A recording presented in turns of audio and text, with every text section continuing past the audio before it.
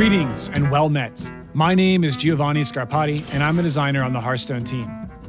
You've been battling in the magic city of Dalaran for some time now, whether dabbling with the dastardly, delinquent deeds of the League of E.V.I.L, or protecting the proud patrons and people of this prestidigitatus population as a defender of Dalaran. But what exactly is the League of E.V.I.L up to? You may ask, is Togwaggle robbing the bank of goods and precious artifacts? Is Hagatha unleashing the denizens of the Violet Hold to distract the guards? Is Dr. Boom looking to strap rockets on the bottom of the floating city and go for a joyride? To which I say, those are some well-educated guesses. The League of E.V.I.L is up to no good. All your guesses are correct. They'll be ransacking, reassembling, and robbing in the Dalaran Heist.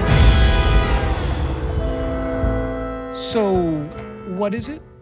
The Dalaran Heist follows the same core format as the Dungeon Run and Monster Hunt, but is loaded with new features and content.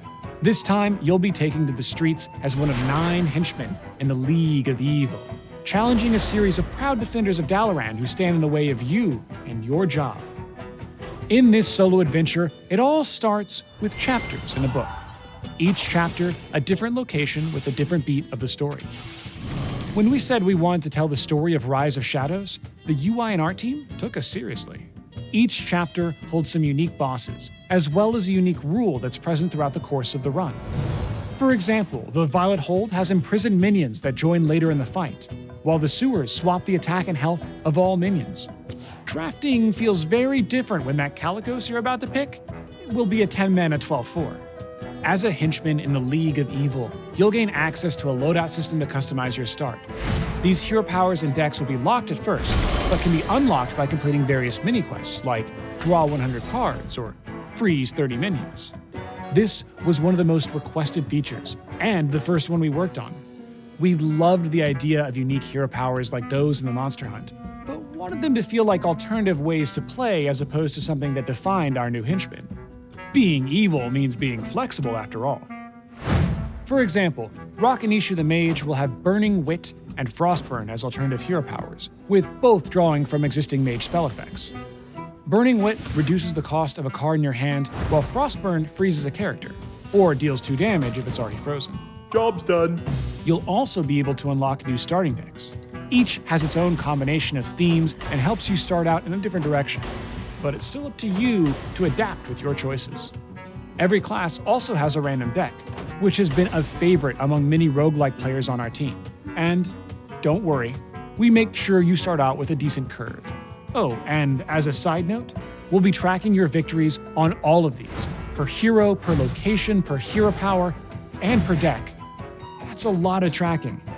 The Dalaran Heist also marks the introduction of some new deck-building features in the form of non-combat encounters.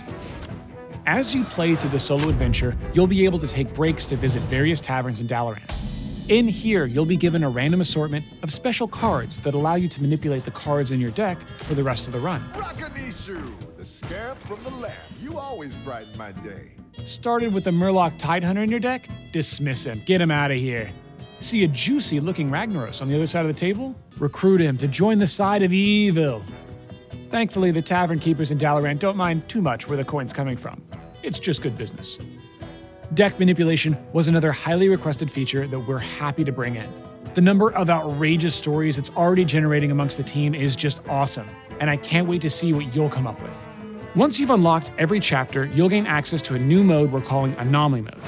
This mode is for players who want to add a little extra spice to their gameplay in the form of a random rule set, ranging from tame but odd to almost tavern brawly. The rules swap after each run, so if you see an anomaly that isn't quite to your playstyle, you can always check in again next run. For example, the anomaly Wild Magic causes spells for both players to cast an additional time at a random target, while the anomaly Glittering has both players gaining treasures when they play high-cost cards. You can't get away. You're mine. We've also brought back 2 familiar difficulty modes, Normal and Heroic. Heroic will be available after completing the corresponding chapter on Normal. You should expect it to be pretty rough. The first chapter will be available for free with the launch of the Dalaran Heist. In it, you'll be taking on the fiery role of Rakanishu, the mischievous fire elemental who lives in King Togwaggle's lantern, as you work your way into the banks of Dalaran to plunder precious gold and artifacts. Once you've gotten to experience the vainglory of villainy, Chapter 2 of this adventure, The Violet Hold, is available for purchase right away.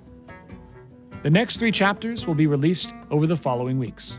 It's almost showtime for the arch-villain Rafam and his band of irredeemable rapscallions, so I'm going to close the book on the League of E.V.I.L for now. The Dalaran Heist needs all the help it can get, starting next week.